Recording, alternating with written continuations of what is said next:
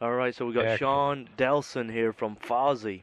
How's things going with you in the land of rock and roll? Man, things are going great. Just spent 3 days in the studio preparing for some of our upcoming tour dates and just got home a little while ago and now here I am talking to you. Let's say for tour dates, how long is that tour going to be and when's it start? Well, dates are pretty spotty right now. Like we're just flying to Phoenix for WrestleMania this coming Friday. Then we'll come back and we'll do a date in New York.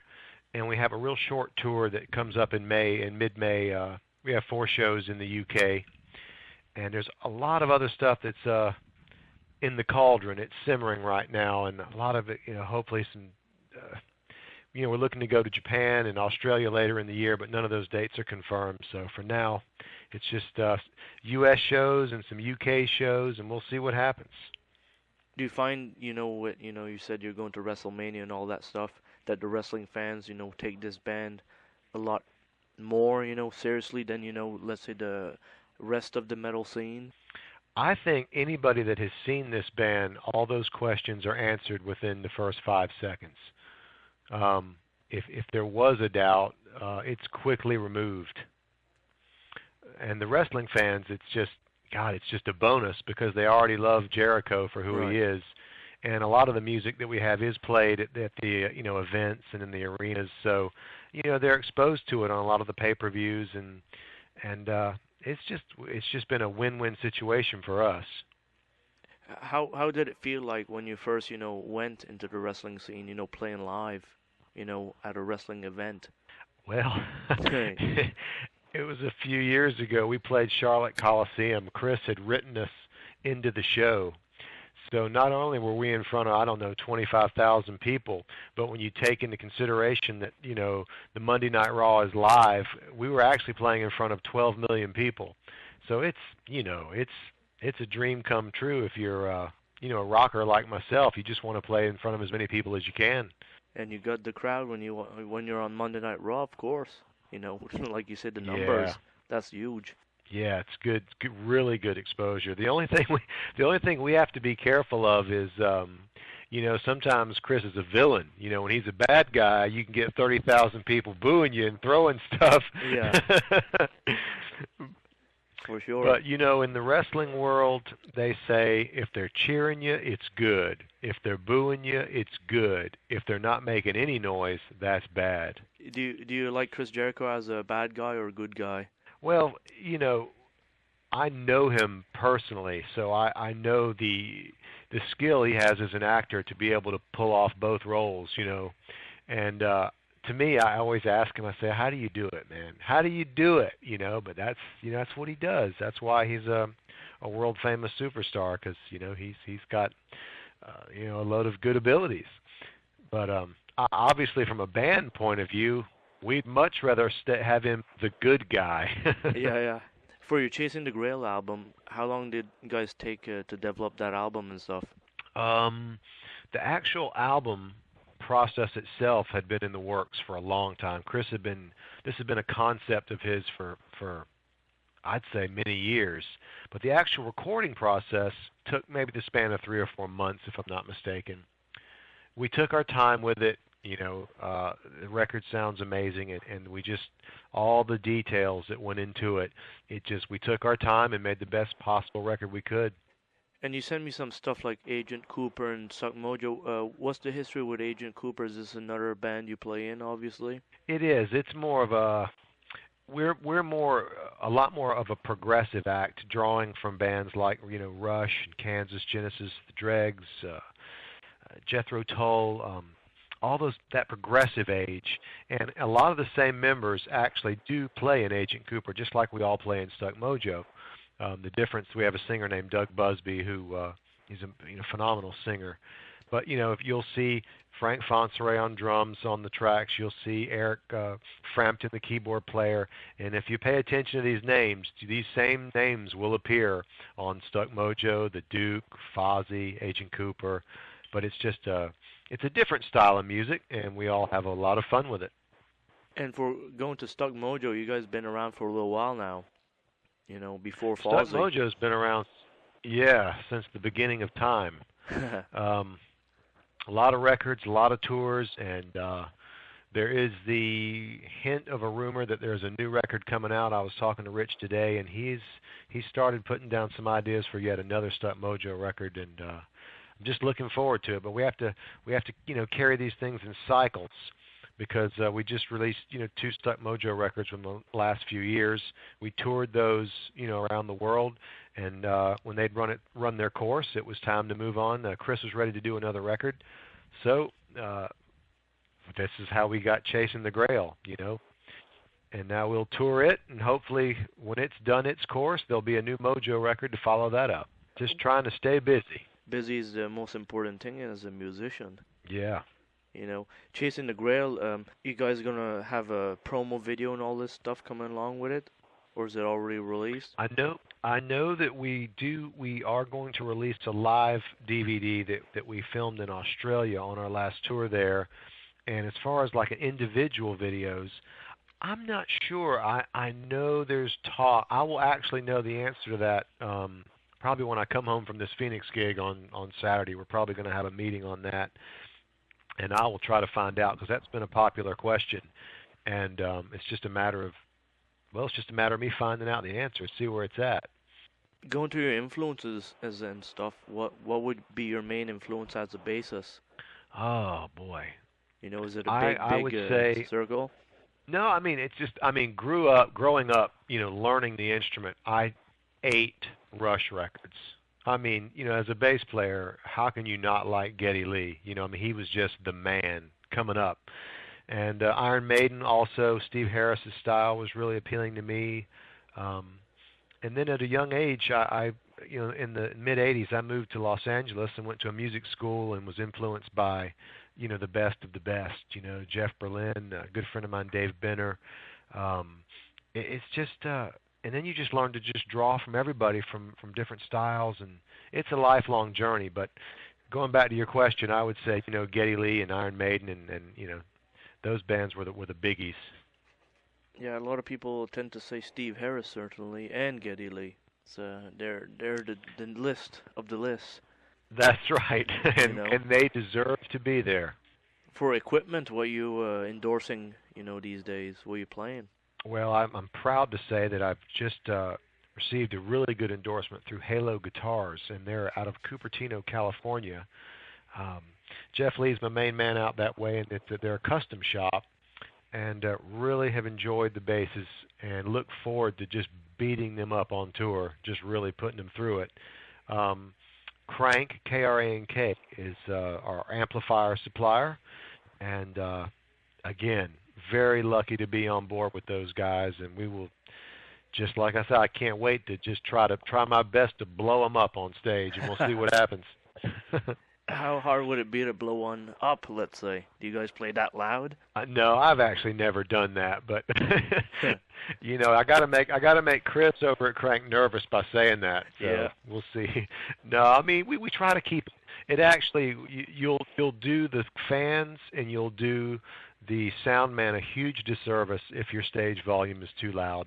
You want the PA to do the work for you. The stage volume for us is just so we can hear ourselves. And if you get too bad with it, it's really ugly. So we try to be pro about that.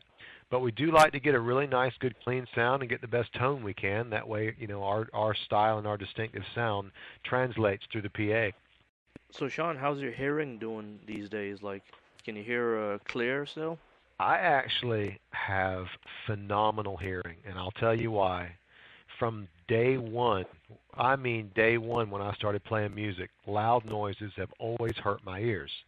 I have always worn earplugs. I cannot practice without earplugs. When I'm on tour, I sleep with earplugs in, so I can't hear anything pick up. My hearing is very, very sensitive, and I know that's a rarity, especially given the style of music and the length of time I've been playing, over 20 years. But I live with earplugs in, and I can hear very well. Thankfully, knock on wood, let me throw that in there. All the young people listening now, have probably sensitive hearing now and probably can't hear much. And in 10 years, they won't hear much either. The young musicians, certainly. Yeah. Everybody's playing so loud. I don't see how people can do it personally. when someone, we had a guy come in today to our rehearsal space. He wanted to listen to a few songs, and he said, "Do you have any earplugs?" "No, I'm used to it. I'm fine." It's like, well, God bless you. I mean, I would recommend earplugs all the way. I just developed, all along playing with them in. So to me, it would sound funny to not have them in, but that's why I've still got my hearing though. So I would say wear those earplugs, kids. Earplugs, would you say, do you buy just the cheap ones, or do you have special earplugs that you pay a lot of money for? No, I'm afraid I just go to Walmart and grab the big purple foam ones, 20 of them in a pack for $3, and that'll last me a long time. Yeah, and if I'm ever caught at a bar or a club, and because we do a lot of other stuff, if you're not expecting to play, I mean, I don't walk around with earplugs. The first thing I'll do is I'll go to the bar, I'll grab a napkin, and I will make some earplugs, just something to cut out those high frequencies and those loud spikes. For me personally, I just have always had that kind of hearing, and like I said, I know there are kids and I see them day in and day out. They stand in front of those massive speakers and they just getting into it and headbanging and going crazy. And I personally could not do it, but thousands of kids do it. I don't know how, but give a shout out to my girl Jenelise, who maintains all my websites. She always does a great job for me in promoting you guys and all the radio shows that I'm doing. So, no, I mean I'm happy if you've covered everything. I think we've done okay. Talking about websites for 1 minute, how many websites would you be taking care of here? FozzyRock.com. Well, let's see. No, she doesn't do that one. FozzyRock.com is a band page. My personal page, SeanBDelson.com or SeanDelson.com, or my MySpace. I have another band I play with, Agent Cooper, or Skinner Nimoy, which is another band I play with. She's just one of those kids that, how these new kids, that they just get it. They can do all this code and make things happen. I can't even post, anything. So I'm just fortunate to have. No, I even have, my wife actually helps me with Twitter. I'm worthless at the internet. It's bad. I need to get better at it, I admit, but maybe later this year I'll spend some time with it. It's sure the good way to go, though, the Twitter, and keep the fans, in contact. That's right. The internet is amazing, as I'm sure you know, and it's just, the internet has had such a huge impact on the music industry. It's completely changed all the rules, and everybody's just scrambling to try to, to see what's going to happen next. The whole industry's been turned upside down by the internet, and we'll just have to see what happens. I don't think anybody really knows where it's headed. That's a good thing to say, because the internet, you don't have a clue, or anybody has a clue what's gonna go, in the future. Look at record companies. Yeah. They're all gone now. Yeah, they're scrambling. They're trying to figure out, how can we fleece these artists out of their money if we can't sell CDs? Yeah. But we'll see what the time brings us. And another Fozzy album in the near future, another Stuck Mojo album. Yep, and we also have another Agent Cooper record we're working on. We'll just have to find the schedule and just make it happen. And basically that'll be quite a bit of progress you'll have done in 1 year, let's say. Yeah, that would be a busy year, especially taking into account touring and rehearsals and award shows, and we just have to, like you said, you have to stay busy. That's the most important thing. Because the brain with the people now looking at internet, isn't it like 2 minutes, and after that they need to go to somewhere else? You always got to keep producing, stuff. Yeah, that's a good quote. Quote. I've not heard that. The attention span, of the people now. 2 minutes, huh? Is that what you said? It's something like that. The attention span of somebody reading an article, let's say, on the internet now, I don't even think it's 2 minutes. And, everything's got to be cut down, and, for music it's the same thing. I do believe it's, how many artists there is being released every day? Yeah, it is. It's always seemed like it's been that way. It's just countless. It is. It boggles the imagination. Everybody wants to be a rock star. TV shows about it, reality shows about it. Like I said, I'm just thankful to have these bands, thankful to be busy as a bass player, and it's all I can ask for. You know. You have it made, and you're gonna keep on doing great work, and make the covers of these guitar and bass magazines. With Crank. It is fun. It is very fun to see yourself on the cover of a magazine. I won't lie about it. And with an advertisement, either with Crank amplifications or Halo Yep. guitars. Yeah, Halo's been a godsend. I was talking to Jeff. We're rumored we're going to get down and talk about a Sean Delson signature model bass guitar later this year, and I'm really excited about that. See what we can come up with. I think it'll be a good thing. I've got it well in my mind what I'd like to do, and with Jeff's artistry as a luthier and a man who just knows how to make an instrument, I think we can come up with something. Set a new standard. Are you That's my planning to hope. go way out on this, or is it going to be more like a standard type of instrument? I want to approach it from absolute function, meaning the design. Jeff is about form. He's about the artistry, and he'll make it, pleasing.